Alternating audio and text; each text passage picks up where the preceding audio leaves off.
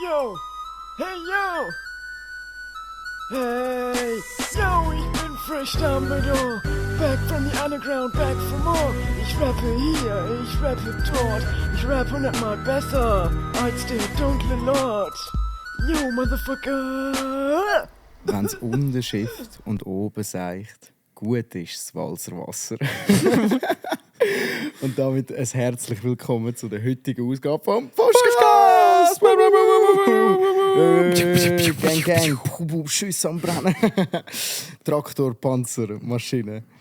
Herzlich willkommen. Ich weiss nicht, wer kennt die Worte? Kennst du es, Nils? Also von Walserwasser? Nein, es ist in dem Sinne nicht von Walserwasser selber, aber es ist aus einem alten Comedy-Programm. Ah ja? Ja, von, ich weiss gar nicht, wie die zwei heissen, aber das war so ein Duo gewesen. Irgendwie ähnlich wie Wie wir? Wie wir, ja. Wie wir. Ähnlich wie wir, ja, true. Ja, das lange eigentlich. Und die haben eine Wilhelm Tell-Interpretation, haben die ein Gabarett gemacht mit dem. Und das haben wir damals in der Primarschule geschaut. Und da gibt es eben eine Line, wo er sagt, wenn es oben schifft und unten seicht, gut ist das Walserwasser. Okay.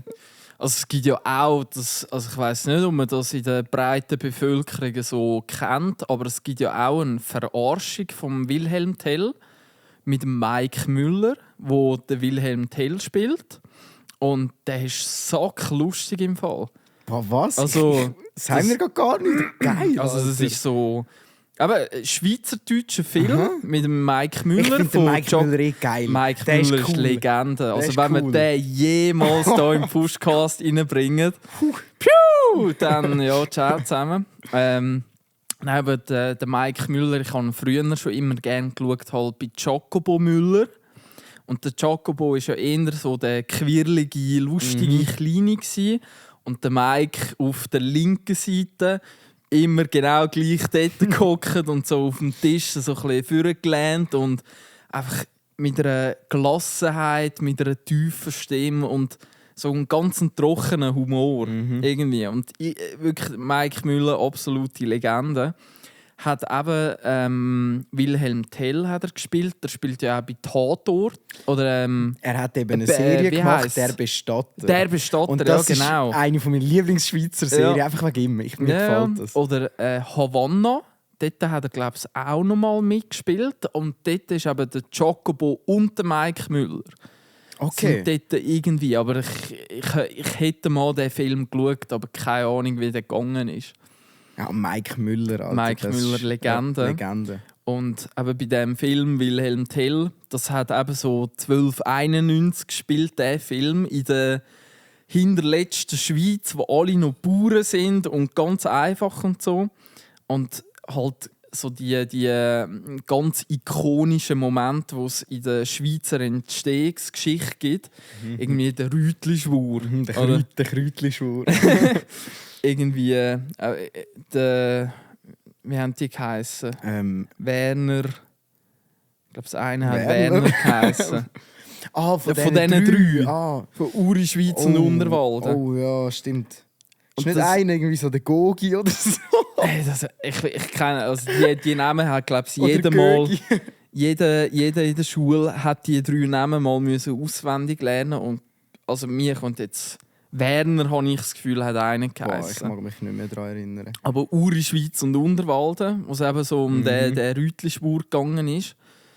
Und dann hörst du dort die 3 Männer «Wir 3 Eidgenossen!» Oder so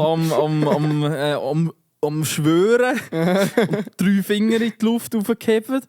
Und dann siehst du so hinter dem Gebüsch «Kopf, Tommy Werni sind wir wieder am Beschwören!» Oh Mann. Und dann «Ja, Trudi, ich komme gerade zum Mittag!» Geil. Es ist wirklich ein Hammerfilm. Auch wieder mal So eine richtiger Empfehlung. Schweizer Verarschungshumor. Ja, und so, ja. verdammt lustig, wirklich. Also jetzt so, wenn du erzählst, dann tönt es so ein bisschen ähnlich wie der Ring-Thing, wo wir glaube schon mal darüber geredet haben. Also eben die Herr der Ringe-Verarschung, die auch schweizerdeutsche Verarschung ist. Und mittlerweile gibt es ja noch das Mad Heidi. Ich weiß nicht, ob der dir etwas sagt. Ja, von dem habe ich glaube ich auf Insta mal Werbung gesehen. Das kann sein, das sind so mega übel. Einfach, das sind Verarschungen auf Low-Budget-Basis. Und bei mir, also die eine, die bei uns Produzent Unterricht gegeben hat, schafft bei der Firma, die Film produziert hat. Joint Venture, voll geil.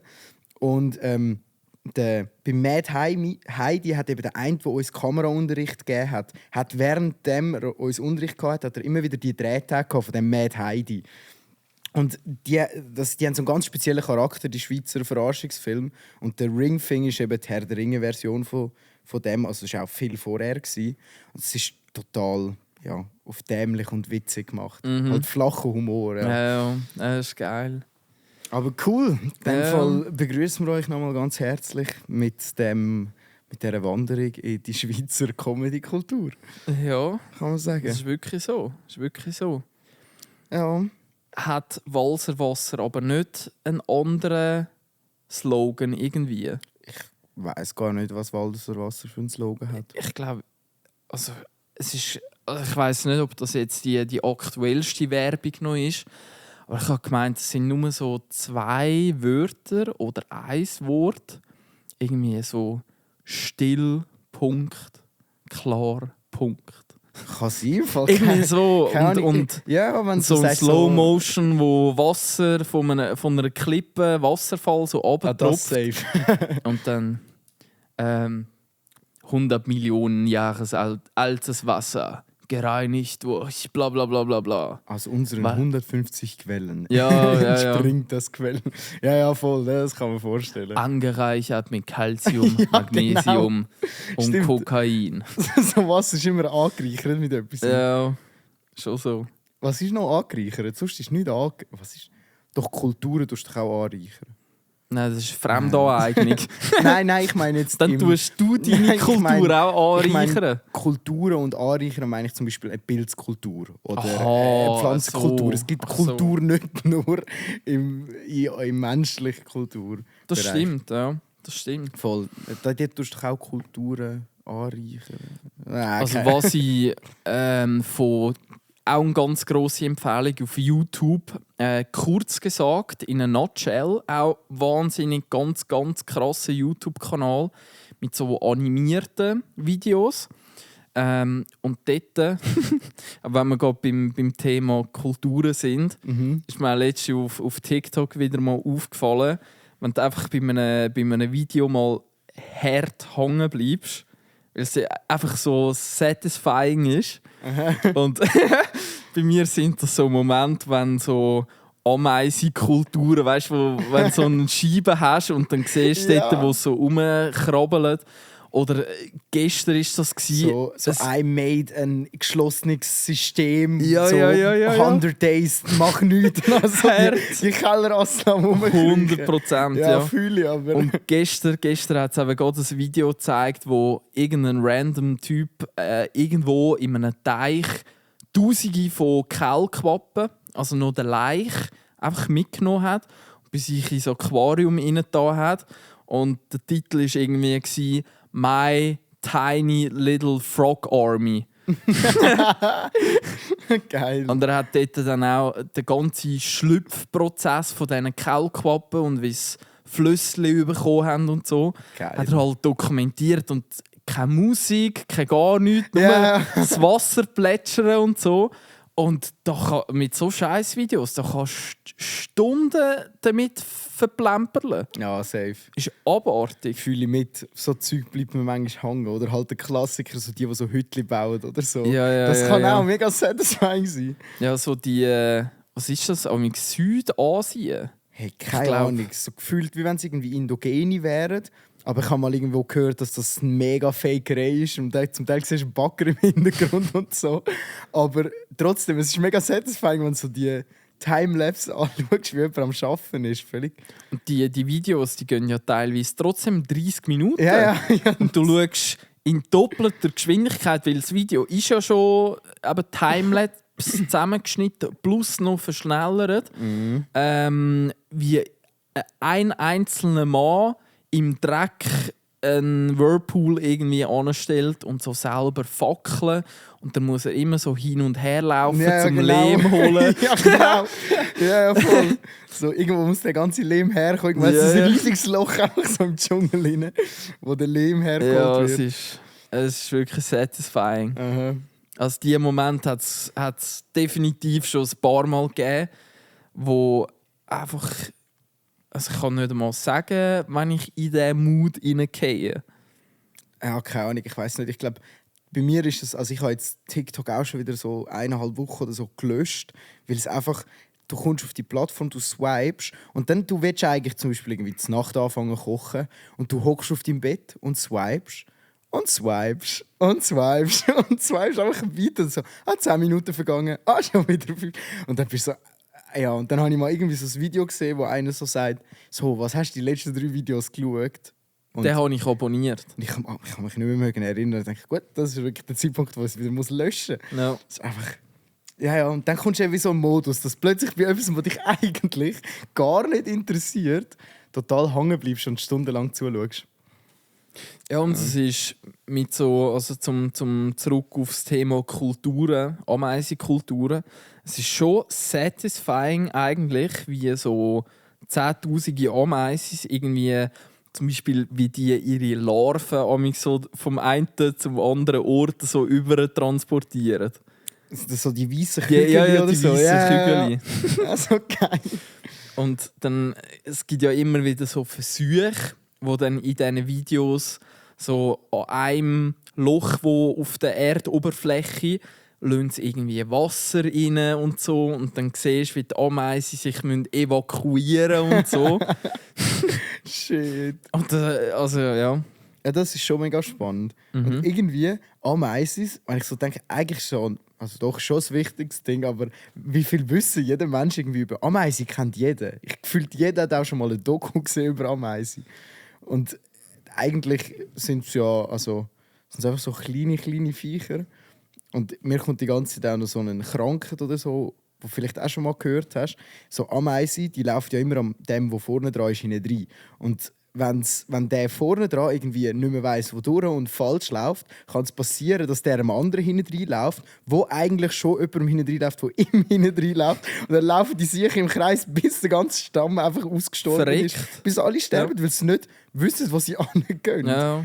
Also so mega intelligente Tiere, aber trotzdem auch so... Ja, die Natur einfach ist total interessant. Also, eben, das wäre jetzt auch wieder so ein satisfying Video, das ihr auf YouTube könnt go nachschauen könnt. Das ist so teilweise metergrosse Kreise, wo die Ameisen einfach alle aneinander nachlaufen. Und die laufen wie im Kreis. Also nur im Kreis, bis dann irgendwie... Ja, bis verhungert bis oder... verhungert, ich weiss auch nicht. verdurstet.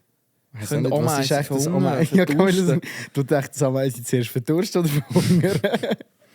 Oh Mann. Das ist echt so, wer hat echt letzte die Adoption... Oh, verdammt. Adoption? Nein, Autopsie. Wer hat echt die Autopsie von der letzten Ameisen gemacht? Puh. Dr. Med Alexander. Ameisen-Beinknüllscheibensalat. Ja. Faszinierend. Wie sind kurz gesagt, die Videos in a nutshell, kurz gesagt in a nutshell, die haben auch einige Ameisen-Videos so produziert. Und das ist wirklich noch spannend. Also jetzt mal, also es ist wirklich, ich habe es noch interessant gefunden. Und irgendwie gibt es eben so die lieben Ameisen und die bösen Ameisen und die tun sich immer gegeneinander bekriegen. Und so das normale Ameisenvolk tut irgendwo so ihre Base errichten und eben alles sammeln, Farming betreiben und so. und nachher gibt es andere Ameisentypen von einem anderen Stamm, die dann wie so Agents einschliessen, wo dann der Duft,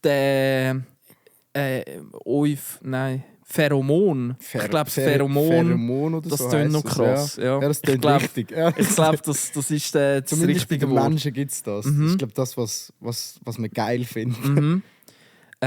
Wo irgendwie die Pheromone anders programmieren, dass wir die eigenen aus dem gleichen Volk das Gefühl haben, hey, die anderen gehören jetzt nicht mehr dazu. Bro. Und dann bringen die sich selber gegenseitig um. Und die Invaders, die von außen frisch reingekommen sind, die bringen dann in dem Moment die Königin um. Und also es ist Boah, riesen Star Wars Krieg der Sterne. Alter, du kannst, mit diesem Beispiel kannst du einem Kind Politik erklären. Du kannst sagen, schau mal, wir haben Ameisen und die Ameisen, die machen sich irgendwo eine Base. Das ist wirklich so ein bisschen... Ja, vielleicht finden wir es darum auch mega interessant, die Ameisen. So mega Parallelen zu der Menschheit siehst. So die Stämme oder irgendetwas. Also was ich vorher eben noch gedacht habe, Ameisen, eigentlich ist es noch lustig, so ein Ameisen ist ja viel mehr erforscht, wie jetzt würde ich zum Beispiel sagen, irgendwie so ein anderer Käfer, der rumkreucht. Also, wie kommt es echt so weit, dass wir Menschen uns so viel mehr für Ameisen interessieren, anstatt für andere kleine Tiere? So, Es wird schon einen Grund geben. Ja, irgendwie. Vielleicht. Also per Zufall wird man die Ameise nicht einfach mehr untersucht haben. Nein, aber als Kind ist es immer so das Ding, einfach, ja, das Ameise ist so stark, das kann irgendwie 100-mal sein Körpergewicht auflupfen. Das ist so der Aufhänger als Kind. Und irgendwann, wenn du erwachsen wirst, Ameise bleibt das ein Thema, das spannend bleibt, aber so auf anderen Ebenen. So. Magst du dich noch an Quartett erinnern? Ja. Und wir haben in der Schule haben wir auch ein Tierquartett gehabt. Also für alle jüngeren Zuhörerinnen und Zuhörer, die nicht wissen, was ein Quartett ist. Nein. Puh, shame on you. Nein. Schäm dich, stell dich in die Schäm dich Ecke. Also es sind so Karten und die haben einfach so Zahlen drauf. Und beim Tierquartett ist zum Beispiel so Tödlichkeit oder Stärke oder Körperlänge, Gewicht.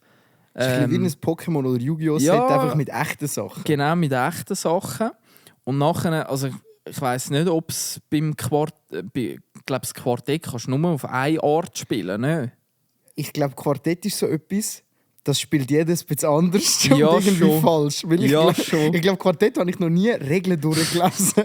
Das spielst du einfach so, wie es dir gerade passt. So bei den Autos, es geht nur um die Schnelligkeit oder irgendwie PS. Es ist einfach, alles andere ist egal. Und was ich mich aber auch schon gefragt habe, ist Quartett überhaupt als Spiel erfunden worden? Oder sind das einfach irgendwelche random Karten, wo so, hey, wir haben die Tiere und die haben so etwas und die Menschen, also die Käufer haben eigentlich für die Karte erst ein Spiel entwickelt. Also das ist mehr so Sammelset-mäßig und die Leute haben nachher wow, gute Theorie. Jetzt müssen wir Das ist mal meine schauen, Verschwörungstheorie von heute. Ich hänge mich an, mich hast du auch aluhutifiziert. Ich bin dabei, da glaube ich. Pheromonifiziert. Ja, Ameisen-Pheromone.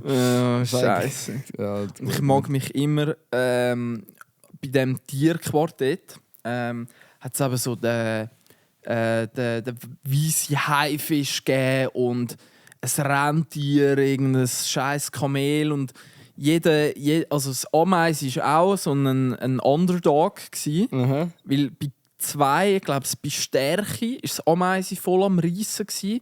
Und stimmt, Intelligenz hat es auch noch so als Kategorie auf diesen Karten drauf gehabt. Und der absolute Motherfucker, das war der Joker in diesem Spiel, war halt der Mensch. Aber Weil der Mensch hat eigentlich immer alles rasiert. die Siechen. Was so geil, du glaub, machst ein Spiel mit dir, dann tust du den Menschen. Tödlichkeit 10, Intelligenz 10. Ich glaube, das Gewicht halt nicht so, Körpergröße nicht so krass. Ja, fix. Aber halt das Geilste, speziell als Bub, du bist immer auf Tödlichkeit und irgendwie so. Und ja, der Mensch. So geil, so im Quartett, so der Mensch ist so tödlicher wie so der Löwe. Ja, das ist wirklich so. Ja. Und das Fötterchen vom Mensch war eben mit einem Gewehr. Und der Mensch, der hat ein totes Reh so über die Schulter gehängt. Da hast du wirklich gemerkt, so, fuck, Das ist so Alter. So ein heftiger Mensch, Ja. so ein Mensch mit Gewehr. So. Ja. So. Meinst du, Einer, wenn es jetzt ein Affenkärtchen gibt mit einem Aff mit Gewehr, wäre er auch besser? Oder wäre Ja, es ist auch mal so ein Video umgegangen. Das war auch die 3. Oberstufenzeit, wo wir so schlechte Videos hin und her geschickt haben. Weiss nicht, wie weit das ich da ausholen Und dort Triggerwarnung. Triggerwarnung. Nein, zu dem Chat Triggerwarnung. Ja. Ich glaube, ich darf das erzählen.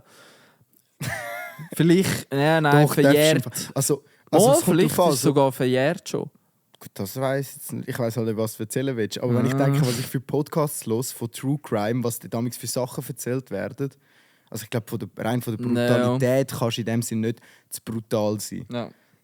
Kannst aber vielleicht einfach ein ungünstiges Thema falsch darstellen. Ja, true. Nein, aber in dem Chat, wo ich nachher in dem Fall noch schnell ein Geschichtchen dazu droppe, sind eben so lustige Videos geschickt worden. Und das eine Video ist von irgendeiner... Man hat es nicht genau erkannt, aber es sind alles Afrikaner gsi, die so die Sprache, die Sounds machen, die Soundeffekte. Und Foley Artists. und Straight out the bush. Und also vielleicht sind es auch so Guerilla-Kämpfer oder so, irgendwie so in die Richtung, habe ich das Gefühl. Und die haben in ihrem Camp, und ihr Camp war einfach ein paar Zelte und ein Lagerfeuer gewesen. Und sie haben in ihrem Camp so einen kleinen Schimpansen gehabt, wo sie auch angelegt haben und so. Und sie haben mit dem ein bisschen rumgespielt. Und nachher, weil ein Typ dort gerade lustig war, hat er sein AK an diesem Affe in die Hand gedrückt. Und der Affe hat gewusst, wie er damit umgeht. Und dann hat er ein bisschen in der Region rumgeballert. Zum Glück alles am Boden. Aber der Sieg hat voll abgedruckt. Ich glaube, ich habe das Video im Fall auch mal gesehen. Ja, aber ist es ein Orang-Utan-mäßig? Nein, es ist ein Schimpanse. Ja, dann meine ich ein anderes Video. Ja, fix. In meinem Kopf ist so ein Orang-Utan. Aber das ist schon crazy. Also ich würde... Digga, der Anfalter! Der ist unberechenbar halt. Ja, und wette, der ist safe auf Drogen oder zu. Also ich weiss nicht, ob du auch schon mal so gesehen hast, wenn so Reporter sich jahrelang so versuchen, in so etwas reinzuschliessen und dann könnte es mal vorbeigehen. Dann wird es dann kurz vor knapp doch noch mal abblasen. Also ist jetzt Tier? Nein, so Guerilla, eben so, oder Piraten oder einfach so Ding, wo du jetzt gerade beschrieben hast. Und das ist glaube ich auch so eine Piratengruppe dort. Und das ist auch ganz krass, weil die sind alle auf diesen Kakaoblättern. Also, und auch sonst noch Kokainblätter. Ja, genau. Und auch sonst noch irgendeine Pflanze, die du dort kannst schniefen irgendwie. Und der geht dann dort an, so, und die sind alle maskiert und heben auch die Gewehre in die Luft raus, sind aber alle voll auf Drogen. Und du merkst das denen auch mega an. Und haben dann er musste aus dem Boot aussteigen und dann hat es so Palmwedel gehabt und dann hat dann dort zuerst einen mit so Wasser abspritzen, wie so Segnen in der Kille oder so. Dann hat er dort reinlaufen dürfen und die haben alle die ganze Zeit mit geladenen Waffen auf ihn gezeigt. Und ich habe mich nur die ganze Zeit gefragt, wie getraust du dich nur schon das, also so unkontrolliert dort vorne dran zu stehen? Wenn ich mir jetzt so vorstelle, es hat einen Affe, der eine Waffe in der Hand, dann ist das komplett vorbei. Ja. Also, da bist du ja im falschen Film dran. Ja, hart. Shit. Was wir jetzt gerade, wenn wir bei Affenvideos angelangt sind, es gibt auch irgendwie so einen... Das ist jetzt wieder ein Orang-Utan, die orangigen Affen. Und dort... ich glaube, das ist... wie heisst die so die Tier-Dokus machen. National Geographic. Ja, National Geographic. Ja, genau, die. Nationale Geografie. Was ein Scheissname auf Deutsch. Und dort ist so eine alte Frau, wirklich weisse Haar, ist dort bei so ein paar Orang-Utans in einem Camp irgendwie drin gewesen.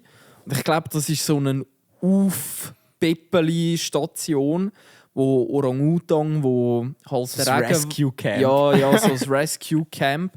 Und das Ding, also was ich auch schon gehört habe, Affen, die in diesen Regenwäldern wohnen, wo die Menschen halt aktiv sind, also das heisst halt, wo Regenwald gefällt, Brand gerodet und so wird, die Affen gewöhnen sich an Menschen und die sehen auch, wie die Menschen mit ihren Werkzeugen umgehen, also mit der Kettensäge und so. Jetzt ohne Scheiß. Oh, shit, Also- Alter, Planet der Affen. Wow. Ja, Planet der Affen. Und in diesem Rescue Camp, der Orang-Utang, der war, glaube ich, auch so einer, der so gewisse Sachen schon gesehen hat. Oder halt, je nachdem kann es ja auch mal passieren, dass die dort Regenwald gefällt haben, dass die dort ihre Sagen und keine Ahnung was vergessen. Und dann liegt das dort einfach im Regenwald. Und der Affe so, Moment mal, letzte Woche war doch einer da, der hat das so gemacht. Und dann probieren shit. die und die bringen sich selber Sachen bei und so. Wow. Und in diesem Video hast du dann gesehen, der Affe hat ein bisschen gewusst, was ein Hammer ist. Und dann hat dann der mit Nägel und mit einem Hammer hat der Nägel probiert einschlagen.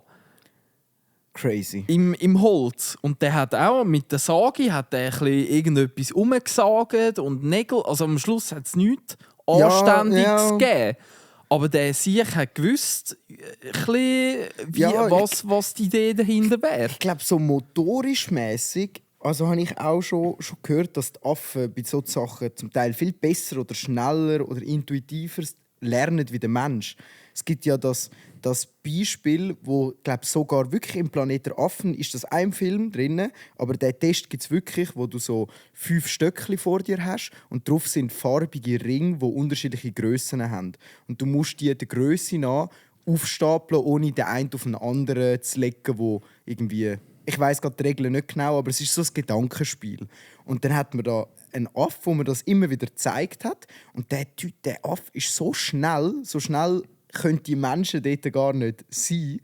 Also zumindest habe ich das dort so im Kopf gehabt. Ich glaube, wenn ein Mensch so etwas lernt, wird er schon auch können an ähnliche kommen. Aber der Affe war auf jeden Fall viel intuitiver und schneller in dem. Bringt jetzt nicht viel, weil ist ja einfach nur ein Ablauf von logischen Sachen so. Aber ich finde ich mega faszinierend. So, Ja, Ja. Also das haben wir, glaube ich, auch mal. Also, wie sagt man? Shoutouts zu meiner VWL-Lehrerin, ist das, glaube ich. Da haben wir auch mal in der Schule so Geldtheorie, was ist Geld, Wertaufbewahrungsmittel, Maßeinheit und so Sachen angeschaut haben wir halt auch ein Experiment mit einer Herde von Affen oder Affengruppe. Wie sagt man? Affengang. Affengang. Affengang angeschaut. Und dort in dieser Gang ist quasi auch wie so Geld beigebracht worden. Also es ist denen irgendwie verklickert worden, so. Ich weiss nicht mehr genau, wie sie es gemacht haben, ob es irgendwie so Plastik, ich weiss nicht, so PET-Deckchen oder keine Ahnung was. Aber wenn man nehmen wir jetzt so PET-Deckchen, wenn man so eins bringt, kommt man 2 Äpfel über oder 2 Bananen über. Und nachher, wenn du die Bananen bringst, dann kommst du das über. Und alles hat so ein bisschen einen Wert bekommen, so so Duschmittelmässig. Und nachher die einen männlichen Affen, die nicht so muskulös und so waren, aber mehr Intelligenz besitzt haben das Game quasi durchschaut. Und die sind dann nach einer Woche, blöd gesagt, Millionär geworden. Und nachher kannst du mal raten, für was dass die Affen dann nachher ihr Geld ausgegeben haben. Für Frauen. Für Frauen. Shit! Alter! Also die intelligenten männlichen Affen haben ihr Digga. Duschmittel für alle Bitches dort ausgegeben. Bruder, stell dir vor, jetzt geht so einen anderen Affenstamm und plötzlich kommst du so in den Dschungel. So einer ist so in 100 Jahren gibt es so einen Affendoku und dann so, und das ist der Affe ihre Börse. Dort handelt sie mit Rohstoffen wie Bananen und anderen Sachen. Digga, also das ist ja wirklich crazy. Jetzt traue ich den Affen zu, Mann. Ja, also Planet der Affen, jetzt ohne Scheiß, der Film, der ist... Das ist ein ganz geiler Film, darf man sagen. Das ist wirklich, ich finde, das ist einer von diesen Filmen, wo mir als Teenager so einen richtigen Hühnerhaut-Moment beschafft hat, einfach weil es cooler Storyaufbau ist. So mit dem Aff, der bei ihm daheim aufwächst und dann plötzlich der böse Pfleger im Kevin, der von dem gespielt wird, wo der Draco Malfoy spielt. Ich weiß gerade den Namen nicht mehr. Aber der Dude steht dort und will irgendwie den Aff mit einem Elektroschocker dingseln. Und der hebt den fest. Und der andere, der Wärter, stellt ihm irgendeine Frage. Und der sagt einfach «Nein!» Ja. Und das ist so ein Moment, wo du so merkst «Oh shit! Ja. Oh shit, der hat alles gecheckt. Der Aff ist krasser. Renn, Bruder, renn!» Ja, der ist mir geblieben, also als Teenie. Ja, absolut. Ganz Absolut. Es gibt hure viele geile Filme, wo, also wenn ich so zurückdenke. Ich habe das Gefühl, auch als Kind haben einem Film einfach nochmal anders gepackt. Also nochmal mehr so drin hineingezogen. Aber ich würde nicht einmal behaupten, das liegt an unserem fortschreitenden Alter, sondern auch, weil es gewissermaßen an Hollywood-Ideen ausgeht. Also zum Beispiel Aquaman 2 bin ich vor 2 Monaten oder so mal schauen gegangen. Und rein storytechnisch völlig ausgelutscht. Also storytechnisch wirklich überhaupt nicht zu empfehlen. Actionmäßig und Special Effects und Ja. keine Ahnung was, wirklich 1A Spitzenklasse, aber ich könnte jetzt nicht einmal sagen, um was das genau gegangen ist. Ich weiss einfach, Explosion und dann ist wieder Liebesszene und dann Explosion und dann kommt der Bösewicht. Ja, voll. Ja, es ist schon ein bisschen so, ein bisschen das, also wenn du es so anschaust aus der Filmwelt, haben wir glaube ich sogar schon mal im Podcast besprochen, es ist einfach ein bisschen das, unser Regielehrer hat auch einfach gesagt, ihr müsst begreifen, die Menschen erzählen immer die gleiche Geschichte. Einfach mit anderen Situationen, anderen Personen und vielleicht auch mal einem anderen Ausgang. Aber selbst dort sind wir eigentlich immer mit Happy End auf einer ziemlich sicheren Seite. Und halt zum Beispiel ein Actionfilm oder eben Aquaman oder so, das sind halt Actionfilme. Die haben nicht unbedingt den Anspruch an eine mega revolutionäre Story. Aber ich glaube eben, vor 30 Jahren zum Beispiel, ist die Story im Film auch die gleiche gewesen. Es sind andere technische Möglichkeiten heute natürlich und so. Aber was ich so ein bisschen glaube, dass halt als Kind kennst du das, ist das für dich alles noch neu. Und wenn du das erste Mal einen Film siehst, wo so ein Effekt passiert, dass plötzlich nach 30 Minuten der Affe anfängt zu reden, was ja eigentlich total auf der Hand liegt, dann packt dich das mega als Kind. Und als Erwachsener hast du halt schon mal einen Film gesehen, wo so eine Wendung gibt oder etwas, wo in die Richtung geht. Und weil der Mensch halt gleich tickt und eigentlich immer noch ähnliche Geschichten erzählt wie sie vorher auch, ist es dann halt nicht mehr so das Feeling. Aber ja, wie du sagst, also viele Filme sind plotmäßig und so gar nicht irgendwie. Ja, wegen dem schaust du den Film dann nicht. Das ist wirklich so. Ja. Aber da bin ich mega gespannt bei der neuen Harry Potter-Serie, die kommt, wie sie es dort anbringen mit dem Feeling, ob man wirklich in dieser Welt ist oder nicht. Da musst du, glaube ich, noch kurz ausholen. Kann ich machen. Also, wir kennen alle die normalen... Soll ich im Hintergrund so die Harry Potter-Melodie?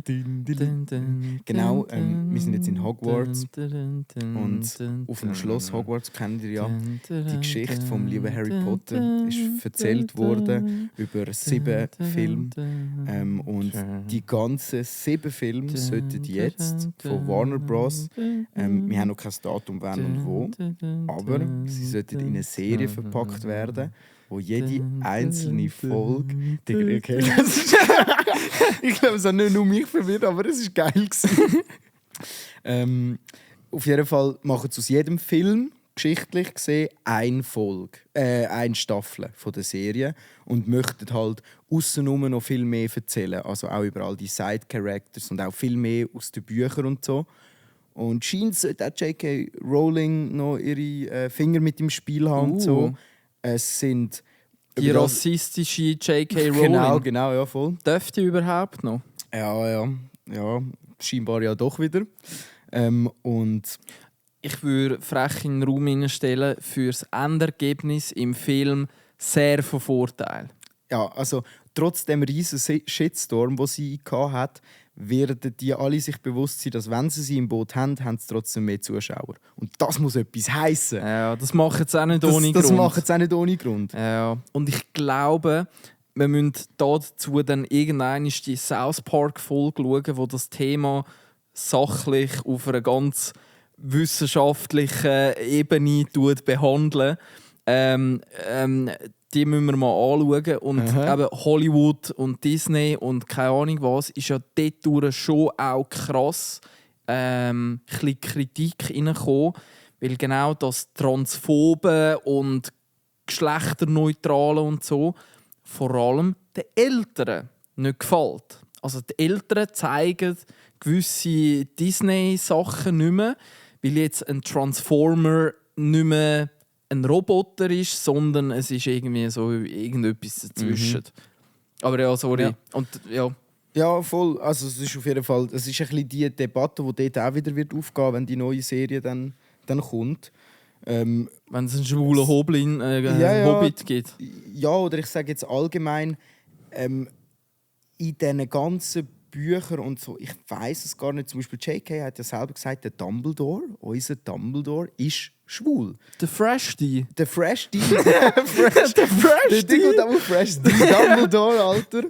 Jo, ich bin Fresh Dumbledore, eine Cold Mirror-Legende. Cold Mirror. Ich schwöre, absolut. Der Dumbledore, ich glaube, es ist einfach ein Thema, wo halt in diesen Filmen oder Büchern, es stört mich nicht, sollen sie machen, wie sie wollen, aber es soll einfach kein Inhalt werden. Also es war bis jetzt noch nie Inhalt gewesen und wir müssen dort in dieser Serie nicht über Armut aufklären, genauso weniger müssen wir über etwas anderes aufklären, es ist eine Serie. Also ich stelle mir jetzt so einen Sex, also nicht Sex, aber so eine Romantik-Szene, so in dem Hobbit, in diesen Hobbit-Häuschen mit diesen runden Fensterchen und so. Dann siehst du so ein Eislicht, ganz hart. Wie Harry Potter. Ja, aber vielleicht tun sie ja da auch ein bisschen mischen.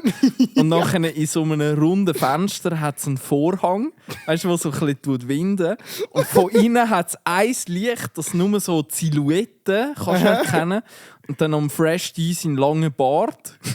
Ja. Und nachher geht er irgendwie so auf die Knie runter und dann nein. geht sie so aufs Bett und dann siehst du nur noch einen Shot näher von der Scheibe wie so eine Hand, also an die angelaufene Scheibe runterziehen. An die angelaufene, ja. Oh Gott. So heisst es viel. Also liebe Drehbuchautoren, wenn ihr noch Ideen für einen sexistischen... Dann meldet uns bei uns. Die neue Verarschung. Nicht mehr Ringfing, nicht mehr Mad Heidi, sondern Harry Potter Verarschung. Wenn ihr Ideen braucht, in. Ich zähle euch auch alle Harry Potter Charaktere auf, wo ich es gerade so weiss. Aber es sind sicher viele. Oh Mann.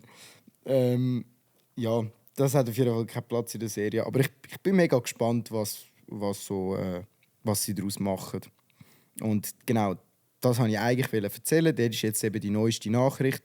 Es ist geleakt worden oder sie haben es selber gesagt, welche 5 Leute zur Auswahl stehen, Regie zu führen für diese Serie. Und es sind also alle Regisseure sind top. Also es sind alles ganz krasse Regisseure, die selber schon Werke haben, wo man sagen kann, sind sie ausgezeichnet worden oder sonst etwas. Von dem her schon mal vielversprechend. Das, ja, habe ich cool gefunden, dass da so Grössen anfragen. Weil, ja, es ist dann schon eine Aufgabe. Es ist schon eine grosse Fangemeinschaft, die du glücklich oder unglücklich machen kannst.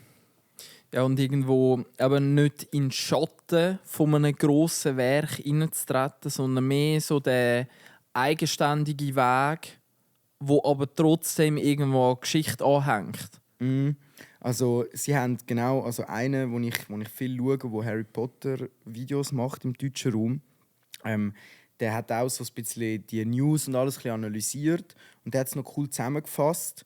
Man hat halt die Werke, wo man kennt ja, ich meine Daniel Radcliffe oder so, die Schauspieler, die sind schon fast an die Rollen gebunden. Also für uns ist er wie der Harry Potter und das ist jetzt natürlich in der neuen Serie dann nicht mehr möglich, weil du brauchst einen neuen Harry, du brauchst eine neue Hermione, du brauchst einfach alle neu. Und zuerst hat das sehr viele Leute aufgeregt, gerade von den alten Fans, dass man die gleiche Geschichte nochmal anders erzählt. Und mit dem Ansatz, den sie jetzt eben geäussert haben, dass man sagt, hey, wir möchten die Filmwelt oder die ganze Story noch viel länger gross aufziehen. Also möchten wir die neuen Generationen auch erreichen. Darum schaffen sie oder möchten sie mit dieser Serie einen Grundstein schaffen für das Harry Potter-Universum der neuen Zeit eigentlich. Und das Coole daran ist eigentlich, dass wenn die jetzt das produzieren, alle 7 Staffeln, und man hat einen Harry, man hat all die, das kann 10, 20 Jahre gehen, also man hat all die Leute, die älter werden mit den Charakteren, dann kann man parallel dazu zum Beispiel eine Story vom Voldemort drehen mit einem Schauspieler, wo dann der Voldemort ist, von A bis Z und so weiter. Also für spätere Ausschwenkungen von diesen ganzen Filmen kann es ein mega cooles Potenzial hervorrufen. Weil sonst hast du das scheiß Problem wie bei den Feed the Beast, also fantastische Tierwesen, die neuen Harry Potter, die es ja gibt, fantastische Tierwesen, und wo sie geboren sind. Das ist die Geschichte mit und über den Newt Scamander. Und das spielt im Gesamten um die Zeit, wo der Dumbledore so 40 ist. Oder einfach in diesen Altersöppen, wo der Grindelwald noch das Thema ist und so. Und ja, du hast halt wie dort dann auch versucht, aufs Gleiche aufzubauen und dann halt mit ganz anderen Schauspielern. Aber weil es irgendwie so zusammengehört, aber doch nicht zusammengehört, passt es auch einfach nicht zusammen. Und das finde ich, machen sie da wahrscheinlich besser. Weil es ist etwas Eigenes, es soll etwas Eigenes sein. Ja. Voll, ja. Zu dem Harry Potter-Tag. Ja. Sind wir gespannt. Ja, Bleiben wir gespannt. Ja. Was ich als Kind ganz verwirrend gefunden habe, es hat ja mal Tarzan, also der auch Zeichentrickfilm, ich glaube Disney, Pixar oder ja. Disney, ja, muss Disney oblen, muss Disney gewesen sein. Tarzan 1, dort eben mit seiner Rangerin, wo der im Dschungel über den Jane. Wald... Jane. Tarzan und Jane. Genau. Mary und Jane, Entschuldigung. Ja. Genau, und das war ein Eis. Und dann hat es noch einen Tarzan 2 gegeben, wo ja das 2, halt, der zweite Film. Und dort war der Tarzan ein Kind. Und das war mir als Kind völlig nicht in den Grind rein, also ja, völlig unlogisch irgendwie gewesen. Im 1 ist er erwachsen, im 2 ist er ein Kind. Mhm. Und es war nicht das Kind vom Tarzan, sondern der Tarzan, wo er ein Kind war. Ja. Also ich habe das Gefühl, das wirkt halt immer ein bisschen so, wir müssen noch etwas erzählen. Die Geschichte können wir so nicht weiterverzählen, also erzählen wir die Vorgeschichte. Ja. Und wenn du das nicht so machen willst, sondern richtig cool, dann bist du zum Beispiel ein George Lucas, der sagt, gut, dann fangen wir halt mit dem 4. Film an, weil ich möchte das, was ich im Eis erzähle, mit den neueren Techniken dann umsetzen. 20 Jahre später. Genau, also, Ja. und dann kannst du sagen, okay, der hat das Plan, ja, Digga, fix, verstehe ich. Aber so etwas ist dann immer so ein fader Beigeschmack. Ja. Fühle ich. Auch als Kind ist das ein bisschen, ja, checkst du es nicht ganz. Mhm. Ja, Tarzan. Tarzan Was- 2. Ja, was ja, glaube ich, auch gegeben hat, da bin ich aber... Das hat, glaube ich, anders geheißen. Monster AG, auch ganz ein geiler Film. Und dort hat sie auch noch die Vorgeschichte vom Podlowski. Oh, Oder Sally. Glotzkowski. Der eine heißt Glotzkowski und das Sally, oder wie heißt der grosse Blau? Keine Ahnung, ich weiß es gar nicht. Ja. Mehr. Aber ich finde es raus. Sally. Irgend so etwas, gell? Oder Ja. irgend so etwas, das gar nicht passt. Wie hat der... Also das kleine Kind mit dem Pony, das ist ja auch zuckersüß. Ja. Katze. Ja, Sully, sagen sie Sully. ihm, aber er heißt James P. Sullivan. Oh, Sullivan, ja, Sullivan. genau. Und darum sagt er ihm Sully. Stimmt. Und der andere ist der Mike Glotzkowski. Und sie ist Bu. Oh. Alter, die Namen. Randall Box ist der Böse da. Der Traumfresser-mäßige. Oh ja, der das Salamander. Chamäleon oder Salamander, ja genau, ein Salamander. Ja, lustig. Kontaminierungsalarm! Ja, irgend so ein Roboter. Henry J. Waternews. Wie hat der ausgesehen? Nein, nicht Roboter, das ist der spinnenkrebsartige Chef oder was das ist. Ja. Der Geschäftsführer. Ich Der weiss Geschäftsführer von der Monster AG. Er hat dort eben die Geschichte an den Kindern Albträume einjagen, ins Kinderzimmer so reinwandern und anhand von dieser Schreienergie Gasflaschen füllen, die dann für die Stromproduktion in dieser anderen Ja. Welt... Habe ich hure geil Genial. gefunden. Das ist eine geniale Das war wirklich Idee. genial. Gewesen. Ja. Und aber so geniale Geschichten vermisse ich ein bisschen in den heutigen Pixar-Disney-Sachen. Ja, fühle ich, was du meinst. Aber wieder, ich glaube, es kickt auch den Effekt rein, wenn jetzt einer kommt, der eine ähnliche Idee ist, wie jetzt zum Beispiel die Monster AG, dann kommt wieder jeder und sagt, ja, es ist ein Abklatsch Ja. von der Monster AG, eigentlich ist das viel besser. Ja. Vielleicht ist das auch der Fluch, aber ich würde dir total gefühlsmäßig, ich würde dir total zustimmen. Ja. Aber irgendwie habe ich das Gefühl, dass es vielleicht dann wirklich so etwas von, so wie man sich halt entwickelt ist und das dann nicht mehr so anschaut. Du, ich glaube, spätestens in 10 Jahren, wenn wir selber Family und 2 kleine Gofen so rundum säckeln haben und wir mit diesen Hosenscheisser ins Kino gehen, das müssen wir dann so, du und ich, so Papi-Tag. ich schwöre. Und dann tun deine Kinder meine Kinder verprügeln. Ja, genau, und ich muss so sagen, hey, Hey, Kollege, benimm dich ein und ich bisschen. muss sagen, hey, tu doch mal durchsetzen. Ja, Da, genau, ja. das sind auch Kinder, die sind gleich alt. Ja. Und dann, wenn wir mit denen ins Kino gehen, dann können wir das Thema nochmal aufgreifen. Ja, true. Aber wir haben es hier im Podcast einfach Wir schon haben mal es gesagt. für die Ewigkeit Festgehalten. festgehalten. Ja, Mann.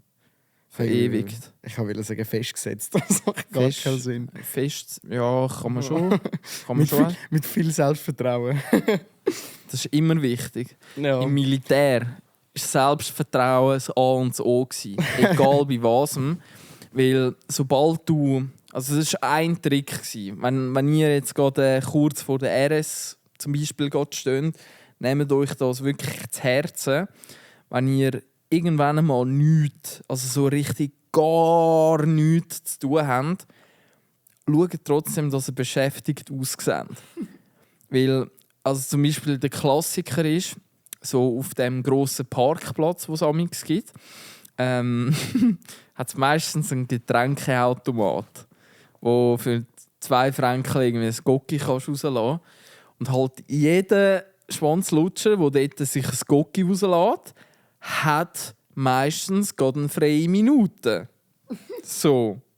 Und das wissen halt auch die Höhen, dass wenn die Typen dort vor dem scheiß Automat so schnell Ja, die haben sich ja nur dort angestellt, um herauszufinden, wer gerade nichts zu tun hat.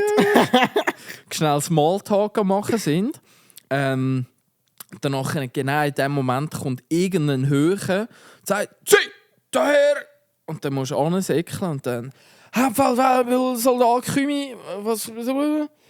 Und dann wirst du einfach den ganzen Nachmittag für irgendeinen Scheiß verplant. Und darum, wenn du irgendwann einmal gar nichts zu tun hast, selbstbewusst über den Parkplatz säckeln, als ob die ganze Welt geht wirklich voll Bach ab würde gehen. Weil dann merken auch die Höhen, fuck, der wird gerade in den Arsch gefickt. Und der wollen es nicht noch mehr ficken. Ja. Ja, und wenn der eine auf den Sack geht, sagst du, geh mal dort das Trinken posten, kannst du mir ein Eistee mitbringen? Genau, ja. Und darum zum Beispiel, bist du zum Beispiel in Freizeitraum bist du übergesäckelt. So im Freizeitraum am rundherum laufen. Aber so Ja, wie es nicht rein, aber der Freizeitraum war vielleicht 600 Meter so ein bisschen entfernt gewesen. Und das war immer ein bisschen ein Hotspot gewesen. Aha. Also wenn du dort durchgelaufen bist, der heisse Weg. dann bist du schon auf dem Sonar. So piep, piep, es läuft wieder einer, wir müssen ihn abfangen. Dort bist du immer durchgesäckelt und im letzten Moment noch in die Türen rein. Und so hat es dann funktioniert. Ja, so gut. Darum selbstbewusst auftreten, selbstbewusst über den Parkplatz säckeln und dann kann die Welt nichts anhaben. War stabil. Sehr geil. Lustig. Aber zu Selbstbewusstsein habe ich jetzt auch gerade, ich habe letzte, wo ich am Morgen auf Zürich haben musste, bin ich zuerst noch zu der Tankstelle gegangen und habe dort getankt und bin noch in ein Red Bull gepostet. So. Und dann bin ich bei der an der Kasse gestanden und es gibt ja immer so, sie fragen, ob du so Cumulus-Karte oder etwas hast. Es gibt immer die gleiche Frage, haben sie noch eine Cumulus-Karte? Und die war sonst schon so ein bisschen lustig drauf, die dort hinter der Kasse gestanden ist. Und ich so, ja, guten Morgen. So, ja, das, danke und so. Und dann fragt sie wegen Cumulus-Karte. Und ich so, nein, habe ich nicht. Schaut sie mich an und sagt einfach im vollen Ernst so, ja, da bist du halt selber schuld. Und macht einfach weiter. Und ich bin so völlig perplex Text und so, what the fuck? Ja, true, aber what the hell? Noch nie hat mir irgendjemand an der Kasse, wo mich in dem Sinne bedienen muss, einfach so schlagfertig und selbstbewusst auf so eine Frage geantwortet. Ja, das ist aber lustig. Das war wirklich lustig. Sagt sie einfach, ja, selber schuld. So voll in Ernst. Nicht irgendwie so als Witz verpackt, sondern wirklich so, ja, selber schuld. Bist du ein Idiot? Ja, das ist wirklich so. Ich denke, alles gut. Hast du schon gemerkt, dass sie es nicht böse gemeint hat, aber sie hat es jetzt voll ernster Stimme hat sie das gesagt. Ja, dann bin ich nachher so ins Auto geguckt, so, okay, ja, stabil, die ist jetzt auch. Das ist mir jetzt noch nie passiert. Lustig. Ja.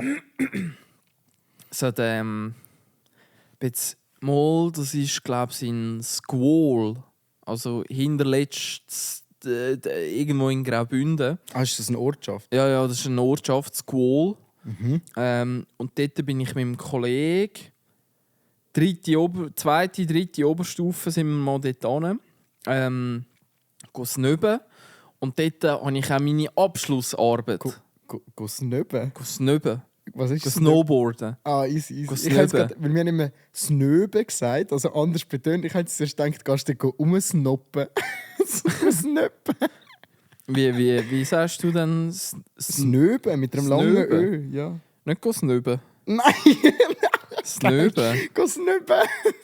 Wir sind snöben. Snöben? Ja, snöben. Also snowboarden. Ja. Brettli fahren. Ja.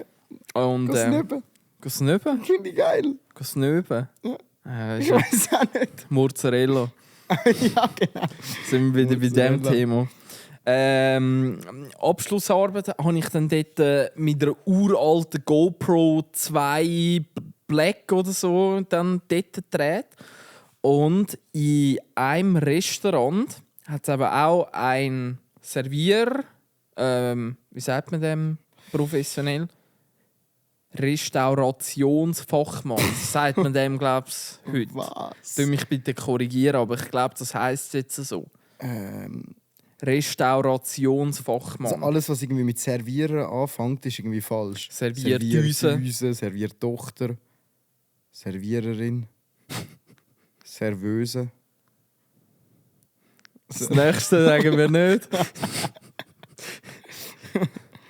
Ja. Also ich glaub, das heisst jetzt offiziell Restaurationsfachmann, Frau. Krass, stabil. Glaub's. Und dort hat es auch, der ist kleinwüchsig gsi. Also Lilliputaner, darfst du glaub's nicht sagen. Nein, ich glaube auch nicht. Darum kleinwüchsig. Man mag geschwind schön sagen, dass man es nicht darf sagen. Ja. Geil, ja. Aber der hat den Laden im Griff gehabt und der hat also wirklich und so geil mit der Sonnenbrille und wenn er mit dem Serviertablett so gekommen ist, darf ich euch saufen geben. Geil, ey, ja. Der geilste Typ so gsi und der hat auch jedes Mal so einen geilen Spruch drauf gehabt. Und nachher so mit 13, 14, wo ich auch mal schnell wollte cool sein. Und ich wollte, glaube ich, die Rechnung bestellen. Und nachher habe ich so die Hand aufgehoben und dann «Hey, Sheriff!» Oh Gott. Habe ich ihn, er ist, ja, und danach hat er es super geil gefunden und irgendeinen geilen Spruch gedroppt. Ja, darum so Leute im Verkauf oder im Restaurant so, ist schon geil, wenn du auch ein geiler Sieg bist. Ah, safe so. Aber du musst wissen... Oh, Gastronom. Gastronom. Aber ist Gastronom nicht Ist mehr kochen? der, der es besitzt. ist ja Gastrobetrieb. Gastronom ist, glaube ich, der es besitzt. Wie Astronom. An dem gehört das Ja. Weltall. Nein, aber ein Weltall ist sein Thema, ja. Ja. Ja, ist so. Von Astrologie. Ja. Das macht schon Sinn. Ja. Ja, wir sind keine Fachexperten, wir sind Nein. keine Gastronomen. Warte, ist so, der Felix Lobrecht hat es im letzten Podcast irgendwie gut formuliert. Er hat sich selber gemeint, irgendwie so, ich bin nur so ein möchte-gern-Wissens-Arschloch. Irgendwie so, ich möchte es gern Wissens-Arschloch. Was erzählt? Ich finde, das beschreibt es relativ gut, Ja, wenn man das zu sich ja, selber sagt. Ja, ja. So. Für das sind wir noch der Podcast. Ja, ah ja, stimmt, das können wir eigentlich noch machen. Wir können noch liebe Grüße und toi toi toi wünschen beim QV, bei der QV-Prüfung im Sommer. Sind die jetzt? Nein, eben noch nicht erst Im Sommer? Warum Aber- tun wir jetzt schon Glück wünschen? Weil unsere liebe Zuhörerin geschrieben hat und Stimmt. sie gerade für QV schon am Anfang lernen und das ist sehr stabil. Im Gegensatz zu mir. Ja. Sehr stabil. Also Und, ich kann, also ich weiss nicht, QV, da hast du kein Geschichtchen zu erzählen, oder? QV? QV-Prüfung. Nein, da habe ich Ja, kein dann- Geschichte zu erzählen. So weit habe ich es nie geschafft. Ja, Weißt du, so, wenn ja. du so hast so ein Familientreffen und so deine Schwester stellt einen Freund vor, den du nicht gerne hast und du weißt so, dass er nie etwas abgeschossen hat. So, gell, ein QV-Geschichte hast du auch nicht zu erzählen. Oh, Das ist sad boy moment. Wirklich. Also das habe ich jetzt nicht so wollen, aber ja. Nein, aber so ja. habe ich es gerade lustig. Ja, scheiße. Ja. Fuck. Was hast du sagen? So, Ja, das sorry, QV? gekonnt überspielen. Nein, habe ich keine Geschichte, aber Nichts du? passiert. Genau, ich habe aber dafür ein Geschichtchen. In meiner Lehre haben wir so einen Lehrlingsausbildnerin irgendetwas gehabt und haben der nur rote Zora gesagt. Die rote Zora. Die rote Zora. Also erstens, weil sie halt rote Haare hatte und zweitens, weil sie einfach ein Drache war. Und also ich glaube, ja, das ist auch verjährt. Da darf man, glaube ich, so Zeug rausdroppen. Ja, solange es ja keinen Namen und Genau. Auf jeden Fall hat dann die, ja, das wird jetzt auch so ein bisschen um diese Zeit herum sein, hat sie bei uns im Lehrbetrieb so eine Lehrveranstaltung halt organisiert, wo alle Lehrlinge, die jetzt gerade im 3. Lehrjahr sind, einmal so Notstandübung schnell. Und nachher hat sie mit uns so einen Workshop durchgeführt. Sorry. Ja, da wollte ein bisschen Gürbsli. Aber Der Drucker piepst. der Druck, ja genau. Hat sie mit uns so einen Workshop durchgeführt und hat sie mit uns so Lernmethoden angeschaut. Also an und für sich eigentlich völlig in Ordnung, völlig auch zum richtigen Zeitpunkt gut gemeint. Und es ist einfach, wenn du in der Lehre bist, so die Lernsachen, das kommst du 10-mal erzählt über, dass es Leute gibt, die irgendwie so mit Ja, visuell und Ja, Audio und Audio und so. und Ja, die true. Bewegungsleute, die irgendwie so Himmel und Hölle und bei jedem Feldli Ja, ist ja. irgendetwas und irgendwie mit dem Muskelgedächtnis sollte es Leute geben, die irgendwie so lernen können. Und genau so einen Scheiß haben wir dort vom Morgen bis am Abend zusammen müssen erarbeiten und irgendwann habe ich einfach gedacht, weißt du was, wenn du besser weißt, wie wir das scheiß QV müssen überstehen, dann schreib es für mich. Weißt du, blas mir in die Schuhe. Auf jeden Fall, meine Motivation hat über den ganzen Tag immer mehr abgenommen und halt mit der letzten Aktion am Schluss von dem Abend hat sie einfach das Fass zum Überlaufen gebracht. Und sie hat uns dort die Theorie vom inneren Sauhund hat sie uns verklickert. Und der innere Sauhund, wir mussten dem einen Namen geben. Wir haben wirklich dieser Person einen Namen müssen geben. Bei mir hat er Uli geheissen. Und der innere Sauhund, den müssen wir quasi in dieser QV-Phase einsperren. Den dürfen wir nicht führen lassen. Der ist jetzt einfach in seinem Kabäuschen. Und jetzt kommen wir zu dem, wo ich dann einfach gesagt habe, läuft nicht. Sie hat uns einen 3-seitigen Vertrag ausgedruckt, wo also einseitig schon und auf dem Vertrag so am Schluss, wo du unterschreiben musst, ist einmal ihr Vor- und Nachname und nachher auf der rechten Seite nochmal Vor- und Nachname vom Sauhund. Du hast mit dir selber einen verdammten Vertrag müssen unterschreiben, wo du mit deinem Sauhund eingegangen wärst, dass du für x Monate kein Insta, keine Ahnung was, keine Freunde, kein gar nichts. Und nachher alle Mitstiftinnen, ich hatte einen Haufen Mitstiftinnen, alle so, wow, danke vielmals, das ist jetzt genau das, was ich halt gebraucht habe. Oh mein Gott. Und ich so die 3 Seiten genommen, so auf dem Tisch wieder retour geschoben und gesagt, den Vertrag unterschreibe ich nicht. Und halt meine Lehrausbildnerin dort, die hat Vögel bekommen. Weil einfach alle haben schön nach dieser Pfeife getanzt, ausser der Arsch. Der hat den scheiß Vertrag nicht unterschreiben. Und wir haben dann dort 10 Minuten vor allen Leuten mal komm Nils, du doch den Vertrag unterschreiben. Und ja, es ist doch nur zu deinem Besten. Jetzt können sagen, ja, mündlich lange auch. Ja. Also, ja, Katastrophe. Und ich habe dann wirklich gesagt, nein, ich tue denen...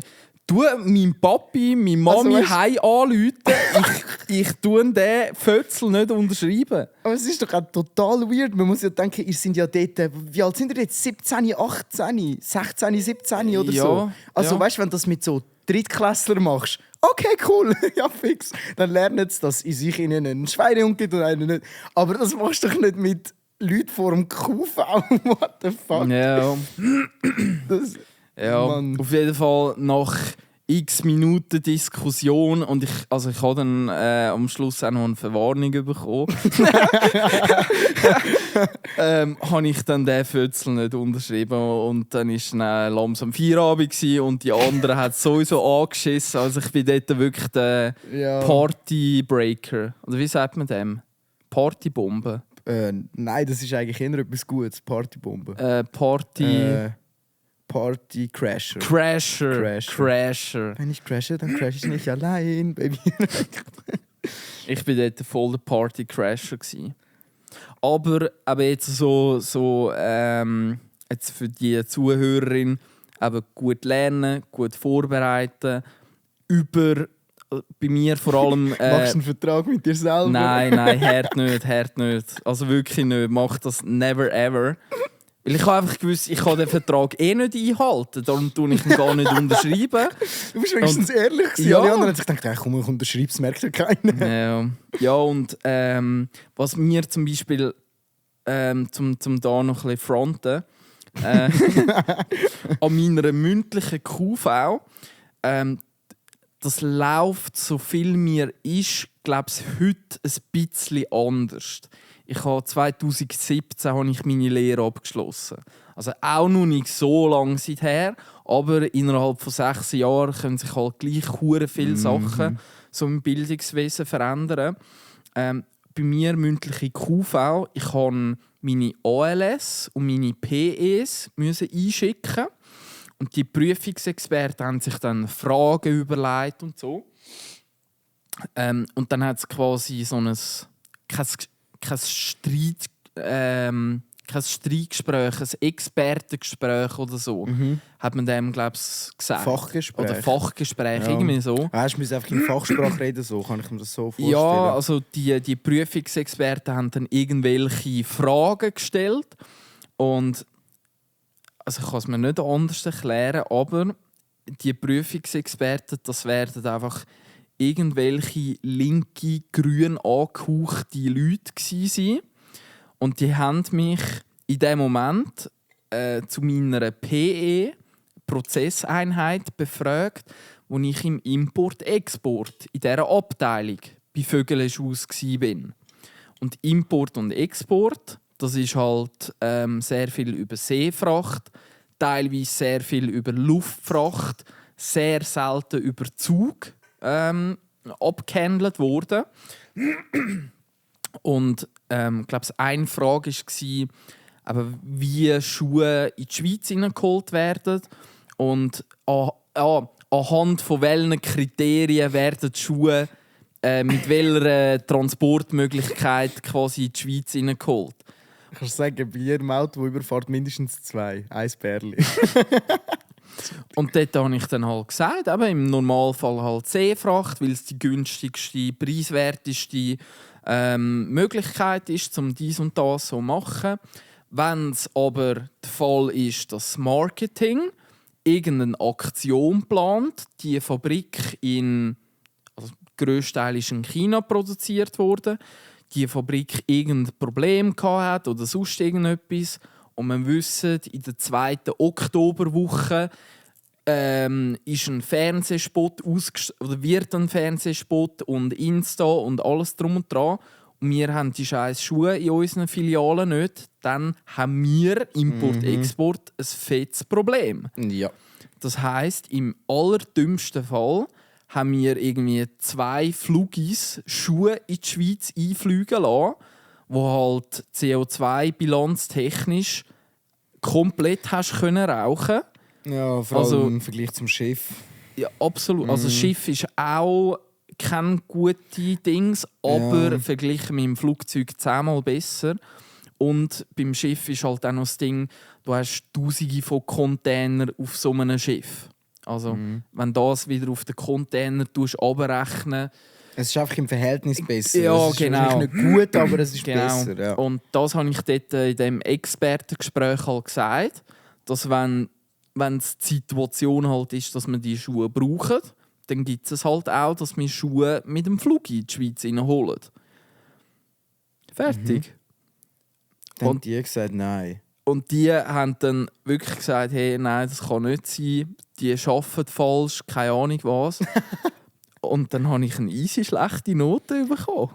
Was? Jetzt ohne Scheiß. Also dir das sagen ist das eine. Aber nachher dir eine schlechte Note Ja. nicht drücken wegen dem? Bruder. Ja. Wow. Also vielleicht auch also für die Zuhörerin. Also ich bin kein Experte, überhaupt nicht, aber so Political Correctness und ein bisschen Green und ein bisschen weiss nicht was ist sicher nicht falsch. Nein. Einfach normal sein, Mann. Ja. Einfach normale Menschen sein. Ja.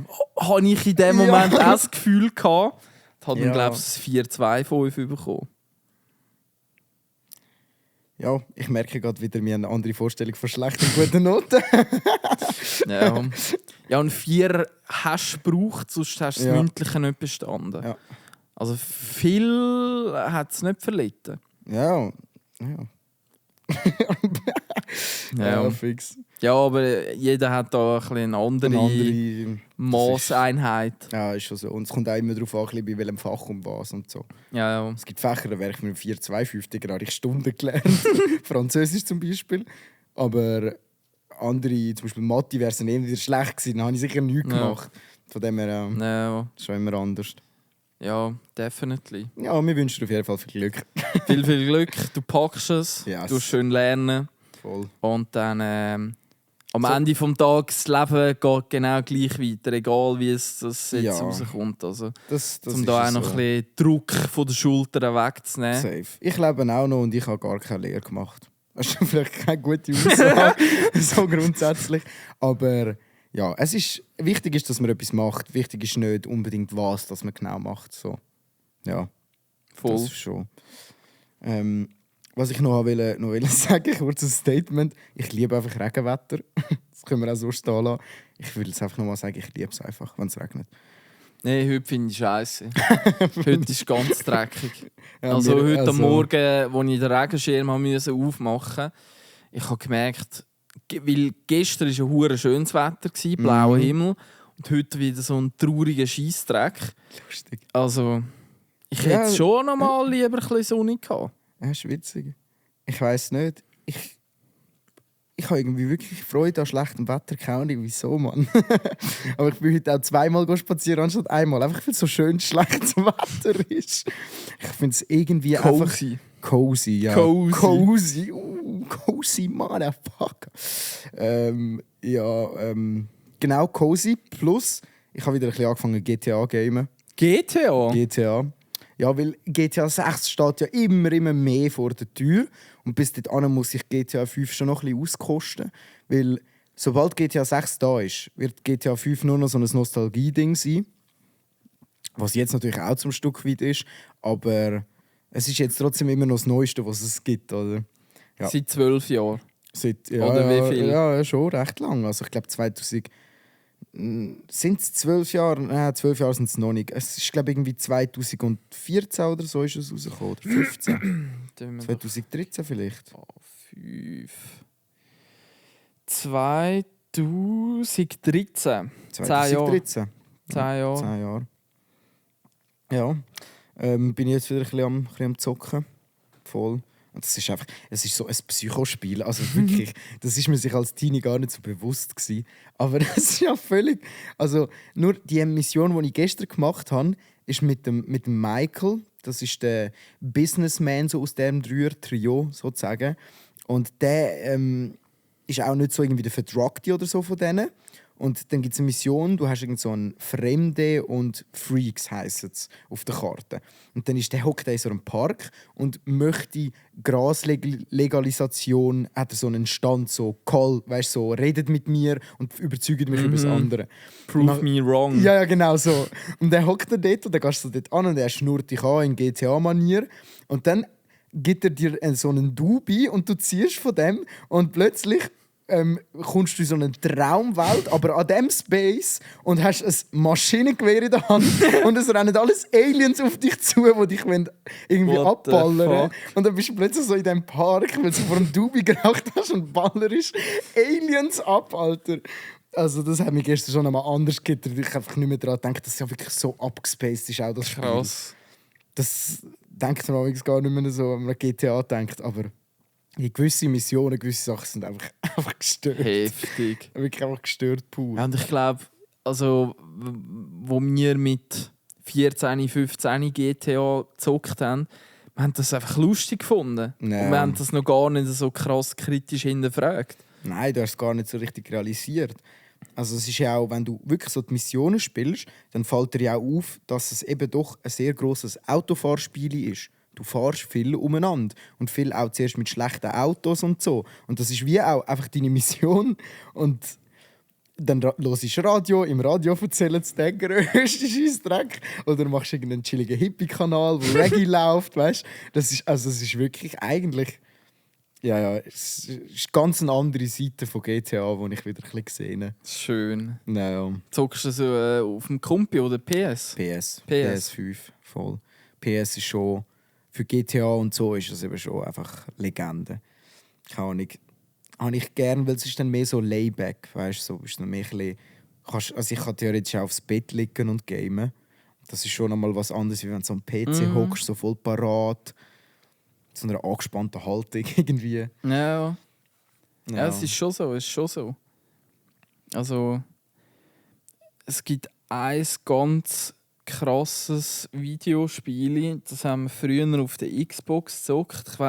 Ich glaube, das habe ich nie im Podcast erzählt oder angesprochen. Das hat irgendwie Camellia oder so hat das geheißen. Das war Xbox only. Hat nur eine Ausgabe von dem Game gegeben. Es hat mal eine riesige Online-Petition gegeben, um einen Nachfolger von dem zu machen, wo dann auch auf Computer und so, aber es ist nie zustande gekommen. Und dort ist es darum gegangen, du bist eine Elfin, bist du gewesen, auch so in einem ganz mystischen Zauber-Environment. Und dort hat dann der Bösewicht hat dir so deine magische Energie weggenommen. Und du hast langsam wieder deine... also es ist alles so ein bisschen mit Element hat's zu tun gehabt. Mit Feuer, Erde, Wasser, Eis, Blitz und so. Also, ja. Und dann hast du immer so kleine Bossfights hast du gehabt. Und in diesen Bossfights hast du deine Elementärkräfte wieder retour bekommen. Und am Anfang hast du so, ich glaube, das Erde war das erste gewesen, wo du dann, und du hast immer zwischen der Elfin oder der Elementarkraft können hin und her switchen. Aha. Also du bist dann ein ganz, also wie so ein Pokémon oder so ein Tierli, bist du dann über die Map gelaufen und hast andere Fähigkeiten so gehabt.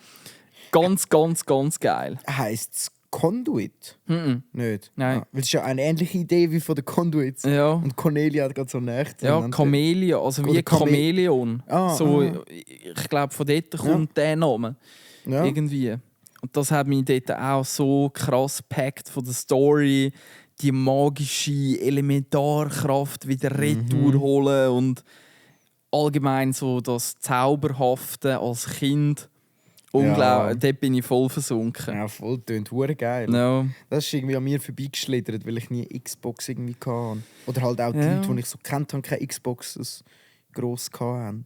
Das Ja, tönt es noch ist, interessant. also Xbox ist schon... Also PS und Xbox-Leute sind früher schon zwei Ja. Welten gewesen. Ja. Früher war es krass. Und ich glaube schon mit dem Computer haben die Communities, also die krassen Pro-Gamer, sind dann früher oder später auf den Computer geswitcht. Weißt du nicht? Also es gibt ja schon Spiele, wo also Call of Duty ist, es geht mehr um Controller oder Tastatur. Aber ich glaube, das ist auch heute hast du noch Controller-Profis und so. Also es gibt ja Spiele wie Black Ops zum Beispiel. Das sind ja alles Spiele, die für Konsolen sind. Klar gibt es die auch mittlerweile auf dem PC, aber schon ursprünglich Konsolen. Ja. Also auch bei den Profis. Ja. So vom Ding. Aber früher ist halt die Spaltung. Ich meine, PC-Gamer hat es noch nicht viel gegeben, aber wir sind ja genug, also ich sage mal, bei uns war schon die Technik genug weit gewesen, dass es bei uns auch PC-Spieler gegeben hat. Und dann war es einfach gewesen, entweder bist du PC oder Konsole. Und unter der Konsole war es dann einmal so gewesen, Xbox oder PS. Ja. Und die haben sich gar nicht vertraut. Ja, die haben sich beeft. Ja. Und die noch krassere Ranggruppe ist dann Wii. Ja, fix. Mit Mario Party und Ja, Super einfach Smash Nintendo, Bros. würde ich fast Ja, sagen. So. das ganze Nintendo-Universum. Mhm. Aber Ja, ist auch geil. Es sollte doch jetzt eine neue Switch kommen, oder? Es sollte, also ich weiß Switch nicht, 2 oder irgend so ob etwas? sie offiziell schon angekündigt worden ist, ob das offiziell ist, aber es steht im Raum, dass ein Nachfolger von der Switch, es gibt ja die normale Switch und es gibt schon eine Switch OLED, wo ein grösseres Display und bessere Auflösung. OLED, Display. genau, OLED. Und jetzt sollte es eben noch eine komplett überarbeitete Switch 2 irgendwann geben. Ja. Mit einem besseren Prozessor, Grafikkarte und so. Dort bin ich dann auch wieder an vorderster Front, weil Octopath Traveler, das ist jetzt gerade das Game, das mich auf der Switch haltet. Square Enix, das Game Studio. Einfach so die alte Pokémon-Vogelperspektive, Nostalgie, habe ich in diesem Game komplett wieder auferleben lassen. Und ja, ich glaube, im letzten Game auch so um die 80, 90 Spielstunden, bis ich den Endboss besiegt habe. Endboss 3,5 Stunden. Ich habe um 10:30 am Abend habe ich so gedacht, ja komm, 10:30 ist noch nicht so spät. Muss noch nicht ins Bett. Aha. Bis um 12 Uhr schnell den Boss durchfetzen und nachher chillt ins Bett. Hey, denkst du, Krass. bin ich irgendwie am Eis bin ich noch am Boss dran gewesen, und ich hatte Schweißhände und ich musste das Fenster aufmachen, dass ich nicht verrecke. Weil der Boss der hat mit einem Schlag einfach meine ganze Mannschaft wieder rasiert. Mit irgendwie so einem Energietrank alle wiederbelebt, dass ich einen Hit landen konnte. Und alter Schwede. Tönt verschwitzt, ja. Tönt verdammt verschwitzt. Aber eines der allergeilsten Bossfight-Erlebnisse von meinem ganzen Leben. Geil. Octopath Traveler 2. Das klingt spannend. Ja, ich weiss gar nicht, so uhrzeittechnisch. Ich weiss ehrlich gesagt auch nicht. Ich muss Wir mal schauen. ganz schnell einen kleinen Abstecher zu der Uhrzeit machen. Das Kopfnicken sagt, glaub's. Wir sind bei Rohaufnahmen von 81 Minuten. Ja, Also schon sehr lang. das ist Aber wenn du willst, ich habe angenehm. noch Hast du noch eine kleine Fun? Eine Frage, die mir über den Weg gelaufen ist, die ich noch interessant gefunden habe und ich denke, dann könnten wir im Podcast besprechen. Und zwar, wenn du am Tag, der normale Tag, hätte für dich, nur für dich, 1 Stunde mehr. Und du musst jetzt blöd gesagt sagen, wie würdest du die Stunde nutzen? Natürlich nicht schlafen, weil dann tust du ja die Stunde schlafen, einfach dort hinlegen und machst sonst etwas anderes. Es geht wäre darum, meine Antwort gewesen. ja, natürlich, das sagt jeder zuerst, weil dann denkst du, ja, da habe ich mehr Zeit. Aber es geht ja um das, was würdest du in dieser mehr Zeit machen? Sagen wir, der Schlafrhythmus bleibt gleich. Ja. Was würde man aus dieser Zeit machen? Und wenn du keine Idee hast, ich habe sonst ein Beispiel von mir, was ich gedacht habe. Ich probiere selber schnell ohne uneingenommen schnell irgendetwas an den Haar herbeiziehen. Vielleicht ein bisschen mehr telefonieren mit der Family. Also irgendwie Grosseltern oder so, einmal mehr in der Woche anrufen oder irgendwie.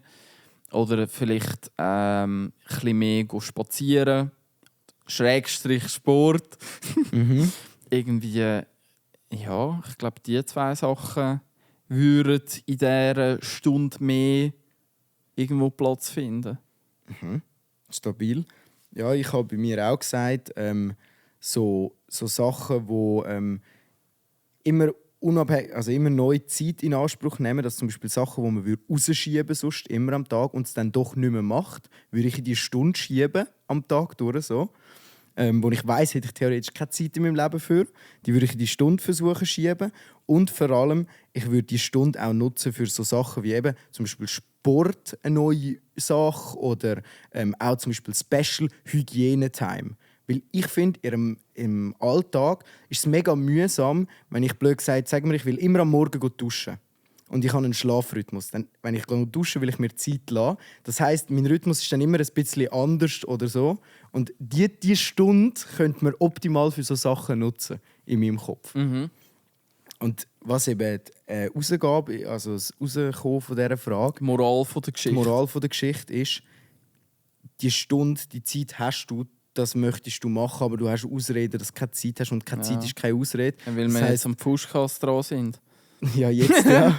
Aber die Sachen, die ich mir zum Beispiel gesagt habe, sollte man sich selber nehmen.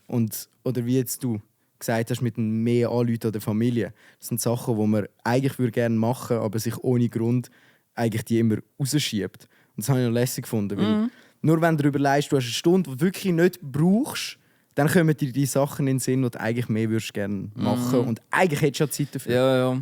Das ist schon ein bisschen Moral von der Geschichte. Ja. Also, schaust ein YouTube-Video weniger am Abend, Ja. machst ein bisschen früher Feierabend, weil es nicht mehr nützt. Ja, also es ist wirklich, zuerst ist der Gedanke so, oh, eine Stunde mehr, hure geil. Und dann, wenn du dann so überlegst und dann merkst, okay, ja gut, eigentlich kann ich mir die Stunde nehmen, wenn ich das will. Jeden Abend vom 9 bis um 10 ist die Stunde zum Beispiel. So, könnte man machen. Ja, Aber man macht es halt nicht. hat etwas. Weil, ja. Hat etwas. Once I was 7 years old, my mama told me, go make yourself some friends or you'll be lonely. Once I was 7 years old.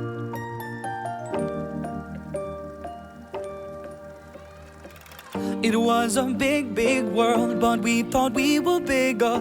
Pushing each other to the limits, we were learning quicker. By 11, smoking herb and drinking burning liquor.